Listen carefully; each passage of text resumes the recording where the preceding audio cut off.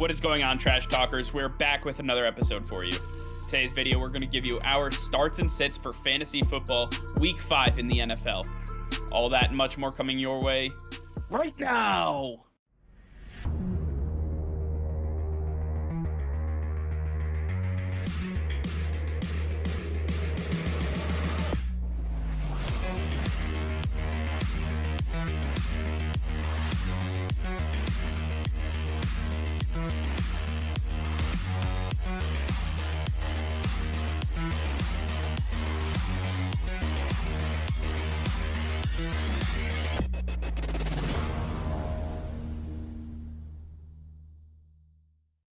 Hey, Trash Talkers.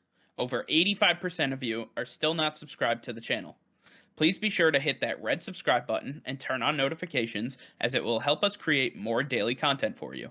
Thank you and enjoy today's video. All right, welcome back, everyone, and thank you for tuning in. It is week 5 in the NFL, and we have our fantasy starts and sits. And usually we have this on Sunday morning, but we're switching things up a little bit, getting it to you earlier so you can get your fantasy team situated before the Thursday night football games take place. And I want to just reintroduce Ian Power from the Fantasy 4-Pack. You saw him on here a couple weeks ago. As you have seen, we have a rotation from the guys over at the Fantasy 4-Pack coming on to this show and helping us out here. So, Ian, if you want to just tell people where they can find you.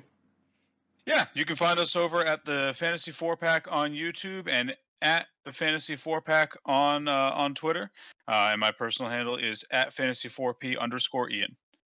Excellent. All of that will be in the description below. So if you want to check out their show, feel free to check them out and click that link. All right, so let's get started. And as we always do with the quarterback position, Nick, why don't you get us started with your start of the week? First pick, and we're going bold on this one. I have Matt Ryan as a big start this week in London against the New York Jets. I really like the matchup. I think that Matt Ryan is starting to progress in this offense, in this new system with his new weapons, and I really like the matchup against the Jets defense. They're one of the better pass defenses in the NFL, but I still believe that Matt Ryan has some big weapons that have been underutilized so far, and I believe that this is the game where they get going. I think Kyle Pitts becomes more involved in this offense. Cordero Patterson is shining bright for them right now. Big X factor there. I think Matt Ryan is starting to find his groove with these guys, and I am expecting a big game from him this week. And for my start, I'm looking at Sam Darnold this week. Really like the matchup that he's drawing out there. Philadelphia is going to visit the Panthers. They've been a pretty suspect defense this season, not the Philadelphia front that we've been accustomed to seeing. On top of that, we know that Jalen Hurts and that Philadelphia offense likes to play very pace up. They barely run at all. So this is going to be a track meet of a game where I think we're going to see a plethora of passing attempts out of both quarterbacks. And to add a little bit of icing on the cake, Sam Darnold has finally added a rushing component to his game. While it's not going to be 2 touchdowns every week, if he adds a couple points on the ground, that's just a little bit extra that you don't have to worry about getting through the air. So I really like him this week in what should be an exciting back and forth between Carolina and Philadelphia. Yeah, Matt Ryan and Sam Darnold, two NFC South quarterbacks that have really struggled a little bit in their careers. And right now, it's Matt Ryan struggling more than Sam Darnold. Either way, I like the plays here. The Jets in London, it's going to be an aerial assault for the Falcons. And on the other hand, like Ian talked about, I believe that the Panthers are really going to come after this Philadelphia secondary and light them up through the sky. So I like both of those starts. And Nick, why don't you get us started? Who are you sitting this week? Yeah, so I have Justin Herbert as a sit. Look, he just had a great game on Monday Night Football, but I think that's where it ends right now as they face the Cleveland Browns in a very big matchup. The defense of the Cleveland Browns is for real. They held the number 1 offense, the Minnesota Vikings, to just 1 touchdown last week. I think that Justin Herbert's going to suffer the same fate. I think that the offense for the Chargers is not going to be able to get going, and they're going to struggle in this one, not going to be able to put up too many points. I just don't think it's a good week for Justin Herbert. MI sit at the quarterback position is Offensive Player of the Month, Derek Carr. They're drawing the Chicago Bears this week, who finally looked like they could start to put it together under Justin Fields and everyone this past week. I don't see Derek Carr being much of a factor this week after coming off a tough loss to those Chargers. Joey Bosa saying after the game that it's really easy to get Derek Carr shaken up if you give him a few good shots early in the game. The Bears can get after quarterbacks like any team in the NFL. I could see Derek Carr spending the first quarter on his ass and then just struggling to get back in the game from there. Uh, he's someone who I would, even though you've been probably relying on him all September for your fantasy teams, I would be cutting him for greener pastures for this game. Yeah, I mean, Derek Carr even said before the Monday Night Football game that he doesn't care how they win, it's just that they win. And if that means that they're going to run the ball or he's not going to have a productive day, then that's what it means. And that's not something you want to hear from somebody you're trying to start in fantasy. So that makes a lot of sense. I like sitting Derek Carr here, but let's move it over to the running backs. And Nick, why don't you get us started? Who are you starting at the running back position? My start of the week is going to be Damian Harrison, a guy who's fallen off the last couple of weeks, had a great start to the season, but I think this is his bounce back week. I think that he gets more ingrained into this offense once again. I just think that the Patriots want to limit Mac Jones and his potential to fail, and they are going to want to run this ball a lot, especially against the Houston Texans, who have a lot of players that used to play for the Patriots. They know him very well, and I think that they just want to keep this game very smooth, very simple, and get an easy victory. And the best way to do that is on the ground. Damian Harris is going to get a lot of touches, and I think he has a lot of potential for some big plays. And my start of the week this week is Chris Carson for the Seattle Seahawks. Obviously, he's playing on a short week against the Los Angeles Rams. Unfortunately, he is playing at home. The Rams are not the Rams defense that we're used to seeing. They've been letting up quite a few fantasy points to the run this season. They are 24th against the run, according to DraftKings. Chris Carson is being heavily utilized by the Seahawks in the red zone, which is one of the big things you want to see out of a running back, getting those touchdown looks often. And I'm not really too worried about how he performed last week, honestly. I mean, I know it was ugly, 2.3 yards per attempt, only 13 attempts, but it seems like they were just kind of trying to protect him. He's had injury issues in the past. It was a short week. I could see Chris Carson having a big game for the Seahawks in their what I predict to be a W over the Rams. So I'm rolling him out there with confidence despite a rocky week 4. Absolutely. Chris Carson, I think, is one of the more talented running backs that we have in the NFL. And obviously, he comes with the injury concerns that you laid out, Ian, but also the fact that Russell Wilson is his quarterback. And what we know with mobile quarterbacks, running backs usually falter a little bit. I think Chris Carson has been given the reins early on this season to see what he can do. And he's proved pretty productive so far. Obviously, last week being an anomaly, but other than that, I believe Chris Carson is a great start here. And on top of that, Damian Harris for the Patriots. Like you had it right. This is a big game for the Patriots. They are 1-3 right now. They got to get back to what got them got them being productive this season so far, running the football and using Mac Jones in play action and spreading it wide. I believe that at the end of the day, Damian Harris is going to have a really big day. I expect over 100 yards from Harris. All right, for our sit of the week, Nick, who are you going to be sitting at the running back position? Yeah, so I have Myles Gaskin, a total of 3 yards last week against the Indianapolis Colts. I know it's a tough running. I know it's a tough run defense to go against, but that's no excuse. I just don't think that they're utilizing him a lot in this offense, especially with Jacoby Brissett. They'd rather use guys like Malcolm Brown instead. And Myles Gaskin, I just don't think that he's someone I can trust right now in fantasy to start for my team. I know a lot of people drafted him high, but you've got to let that go. Myles Gaskin is not who we thought he was going to be, and it's time to just wait and see until he proves himself. And I'm doing Josh Jacobs for my sit of the week at running back. He's already missed time this season, taking 2 weeks off between weeks 1 and 4. And when he's been on the field, he hasn't been productive.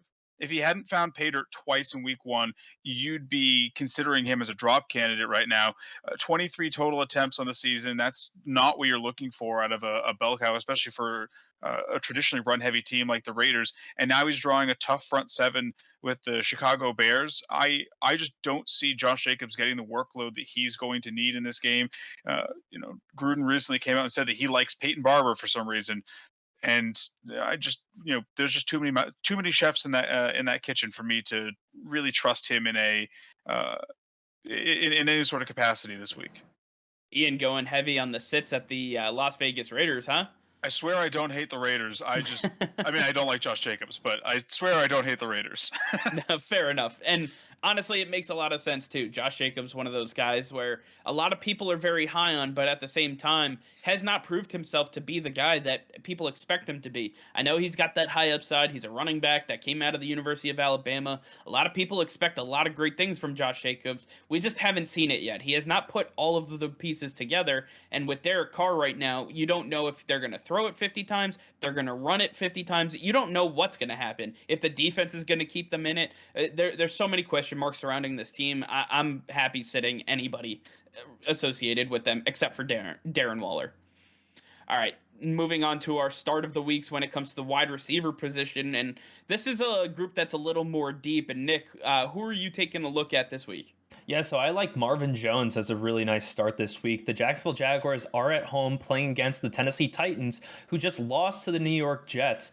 I think if Zach Wilson can beat the Tennessee Titans, Trevor Lawrence can do the same, and he's a better quarterback. He has no DJ Chark to work with, which means more targets for Marvin Jones. I think that he's going to get a lot of usage. He's going to have a lot more snaps. I just think that he has a better chance at having a big game this week than most other flex starts. I really like Marvin Jones this week. I think that he's going to be one of the biggest X factors for your team. And I'm going with Kenny Galladay for my wide receiver start this week. Dallas is 29th against the pass, and they've shown to be a team that can put up points on you basically at will this season. Uh, on the other side of the ball, Danny Dimes is finally looking like he is turning into the quarterback we kind of all were hoping he was going to be. And it's going to be largely on the back of Kenny Galladay this week if he continues that sort of breakout season that we've been seeing out of him.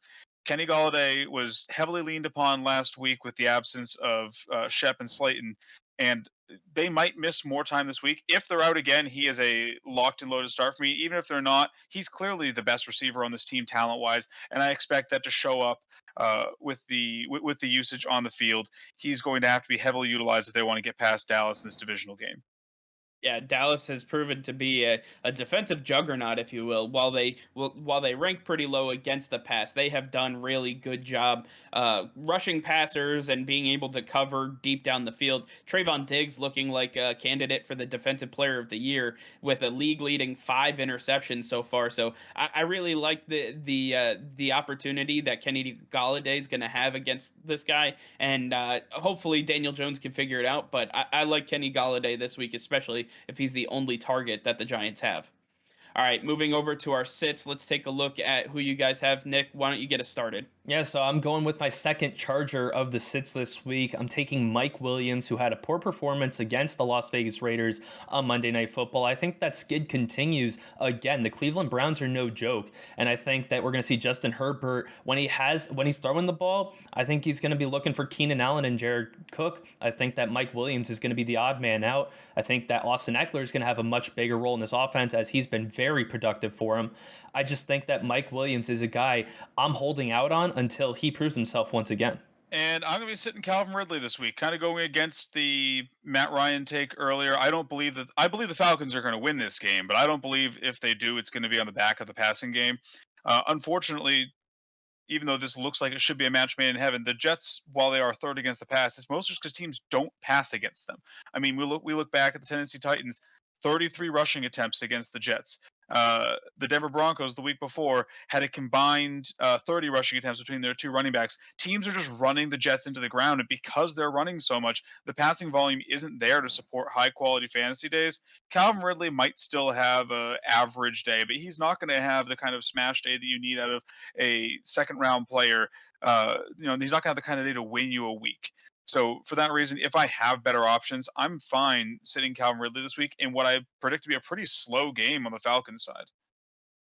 Yeah, absolutely. Calvin Ridley, one of those guys that is pretty boom or bust right now, specifically this season. And that really comes because of Matt Ryan. So, Nick predicting that Matt Ryan's going to have a heavy workload and a good day, but that could come with Kyle Pitts, Cordero Patterson, Russell Gage, Olamide Zaccheaus. I mean, there's so many other options that he can go to. And Ian saying Calvin Ridley, obviously not going to be the benefactor of the such porous defense that the Jets had to offer. It'll be interesting to see. I'm excited to watch it. I think Mike Williams and Calvin Ridley are both safe sits for your team because there's better options out there. All right, and as we always end with the tight end position, I know it is the most volatile of fantasy spots, but Nick, who are you starting this week at the tight end spot? I'm going with the only trustworthy tight end right now, Dawson Knox. The Buffalo Bills are facing the Kansas City Chiefs, and we saw the Kansas City Chiefs defense give up big play after big play to Dallas Goedert and Zach Ertz. With Dawson Knox being completely mixed into this offense for the Buffalo Bills, I expect another big output from him against the Kansas City Chiefs. Josh Allen trusts him, especially in the red zone. I really like his potential for even more touchdowns, and that's exactly what you need from the tight end position. And I'm going with Dalton Schultz of the Dallas Cowboys this week. Though the past 2 weeks, he's really come onto the scene as a primary target for Dak Prescott over there. 7 targets and 8 targets respectively in the last 2 weeks, hauling in 6 of them. He also had 6 grabs in week 1. He's looking like he is firmly establishing himself as the tight end 1 for that team, which we kind of saw last season with the absence of Blake Jarwin. Factor in that he's going to have, kind of like what I said with Kenny Galladay, a pace-up game this week where I expect the Giants and the Cowboys to be just throwing at each other all game. And I think this is a really nice situation for Dalton Schultz on a pretty barren tight end landscape. Worst case scenario, he's going to get, 5, 6 balls. He's going to get 50, 60 yards. And if he gets into the end zone, suddenly you're looking at a 15-point day out of a tight end you got off the waiver wire. Yeah, I like both of those starts, and Dawson Knox is most likely on your waiver wire as well. As most people don't know what to make of the Buffalo Bills offense, so if Dawson Knox is available, go grab him right away. Dalton Schultz the same. Nick, it's kind of looking like you have a very interesting pick here for sitting at the tight end position. So why don't you get us started? Who are you sitting this week? Yeah, somebody that a lot of people are going to be skeptical of sitting.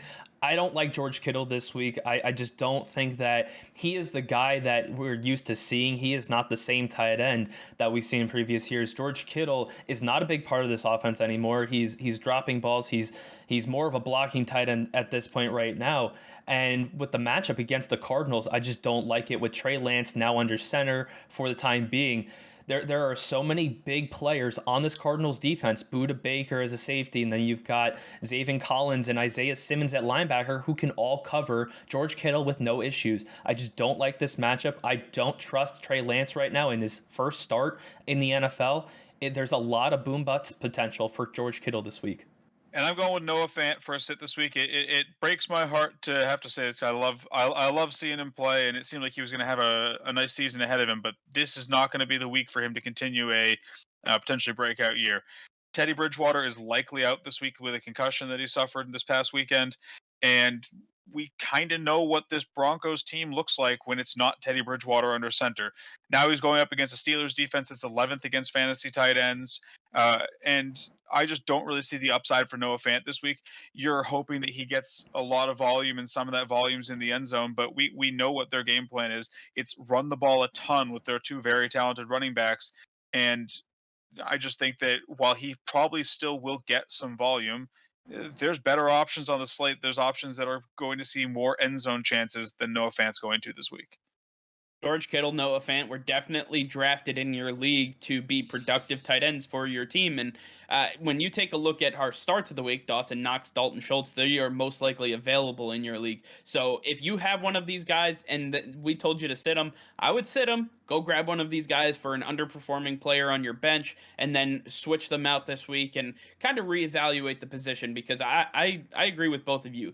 Kittle and Noah Fant are going to struggle this week, and I believe at the end of the day, you're going to be better served benching somebody that has higher name value than they do actual production. So I like the sits here, and I think that you guys, with the tight end position, you got to kind of play it safe here. George Kittle already hurt. You don't know if he's going to be able to be full throttle, and with Noah Fant, you can't really trust Drew Lock. So I'm with you guys there 100%.